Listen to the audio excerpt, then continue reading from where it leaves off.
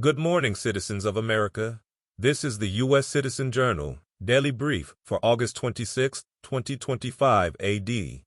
I'm here to bring you the latest news from around the world. Let's dive into today's top stories. Story number 1. Trump moves to oust Fed Governor Cook. Escalating battle over central bank independence. Washington. President Trump said he is removing Lisa Cook, a Joe Biden-appointed Federal Reserve governor, citing allegations that Cook submitted fraudulent information on mortgage applications.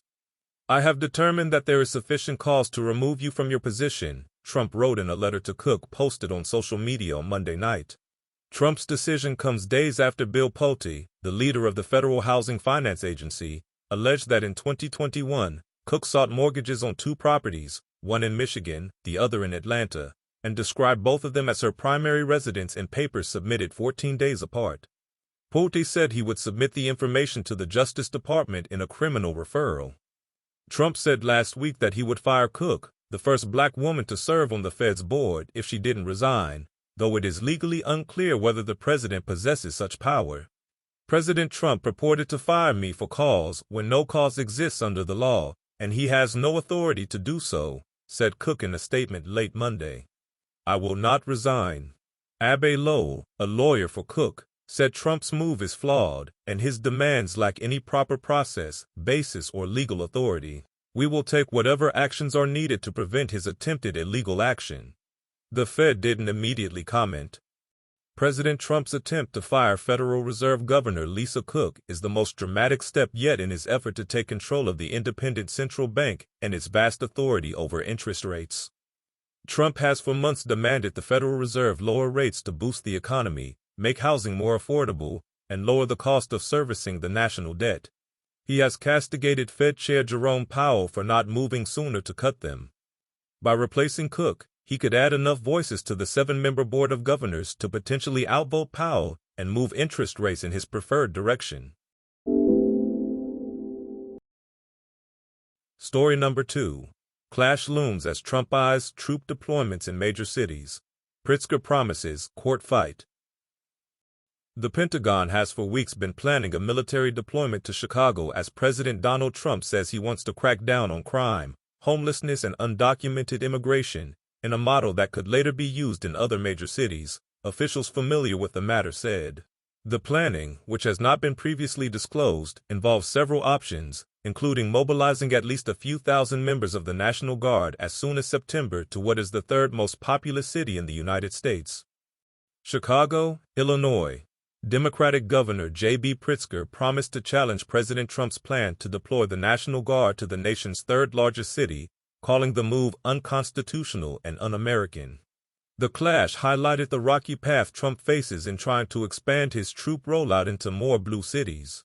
"The state of Illinois is ready to stand against this military deployment with every peaceful tool we have," Pritzker, a potential 2028 Democratic presidential candidate, said at a Monday afternoon press conference with the Chicago River as a backdrop. "We will see the Trump administration in court." Trump has long painted many of the country's biggest cities as hellscapes of lawlessness, blaming the Democrats who run them. He described Los Angeles as being invaded and occupied by illegal aliens and criminals, and said Washington, D.C., was overtaken by violent gangs and bloodthirsty criminals. National Guard members in Washington are now carrying weapons, and detentions may occur leading to arrests, according to a statement from the force on Sunday, potentially deepening the military's involvement in President Donald Trump's federal takeover of D.C. police. The shift comes as President Donald Trump over the weekend threatened to send National Guard troops to Baltimore.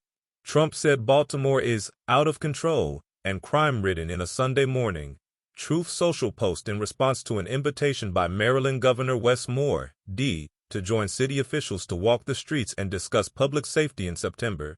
Moore responded by touting progress in reducing crime in Baltimore, which is experiencing its lowest homicide rate in 50 years. Story number 3. Dillard's bucks retail trend, acquiring malls to prevent decline. Big department store chains from JCPenney to Macy's are unloading their properties as fast as they can. Dillard's is buying real estate. The department store chain this month purchased the Longview Mall in Texas, about 2 hours east of Dallas. Dillard's and a partner paid $34 million for the 47-year-old mall in the city of Longview, according to a person familiar with the matter.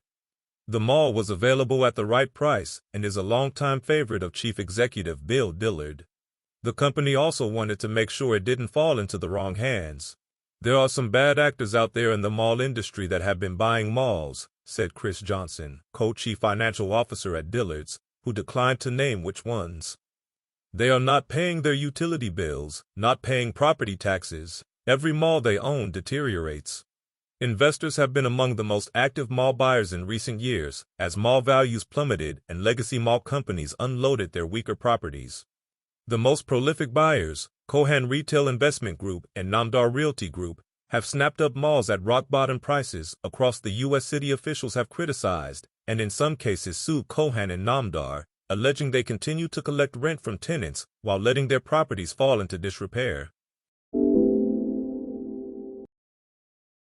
Story number 4. Research suggests repurposing mine waste could secure U.S. supply of essential metals.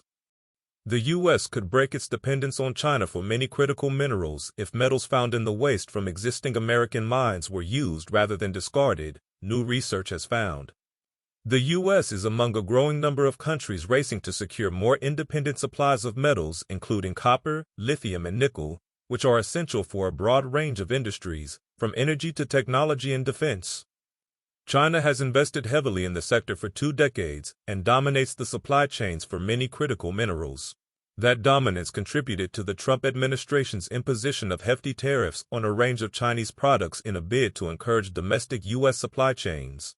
The paper, published in the journal Science on Thursday by researchers at the Colorado School of Mines, said that the U.S. could supply most of its metals needs if it made better use of mining waste. Rare earth elements, which are essential for the production of magnets, have drawn particular attention in recent months following a temporary Chinese export ban on the materials that upended the global supply chain. Despite their name, these metals are not especially rare, but are often not economical to extract, with many mined as byproducts of other minerals. Editor's note: rare earth metals aren't geologically rare. It's the processing capacity that is going to be hard to reshore due to domestic environmental regulations. Story number 5. AI. Disrupting entry-level jobs, displacing young workers in some fields, Stanford study finds. Artificial intelligence is profoundly limiting some young Americans' employment prospects, new research shows. Young workers are getting hit in fields where generative AI tools such as ChatGPT can most easily automate tasks done by humans, such as software development, according to a paper released Tuesday by 3 Stanford University economists.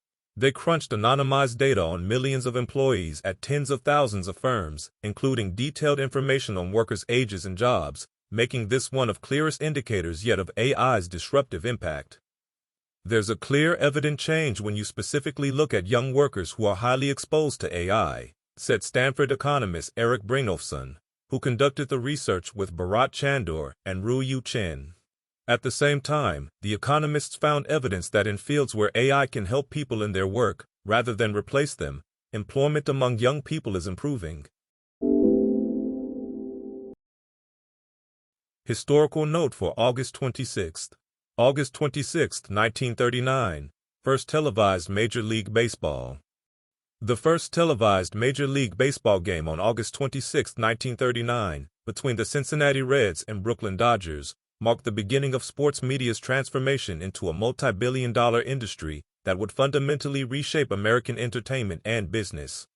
Television initially expanded sports reach beyond local markets, but the real revolution began with ESPN's launch in 1979, which created the first 24-hour sports network and proved that sports content could sustain dedicated programming. The Internet era of the 1990s and 2000s enabled real-time statistics, fantasy sports, and direct fan engagement. While social media platforms like Twitter and Facebook allowed leagues like the NFL, NBA, and MLB to build global audiences and create new revenue streams through targeted advertising and sponsored content. The streaming revolution, led by services like Netflix and later specialized platforms, has further fragmented and expanded the market, with leagues launching their own direct-to-consumer services, MLB.tv, NBA League Pass, and tech giants like Amazon and Apple securing exclusive broadcasting rights worth billions. This evolution has transformed sports from simple entertainment into a data-driven, multi-platform media ecosystem where the NFL generates over $15 billion annually in media rights. The NBA has become a global brand with significant international streaming partnerships, and MLB leverages advanced analytics and social media to engage younger demographics, creating an industry where media rights now often exceed ticket sales as the primary revenue source for professional sports organizations.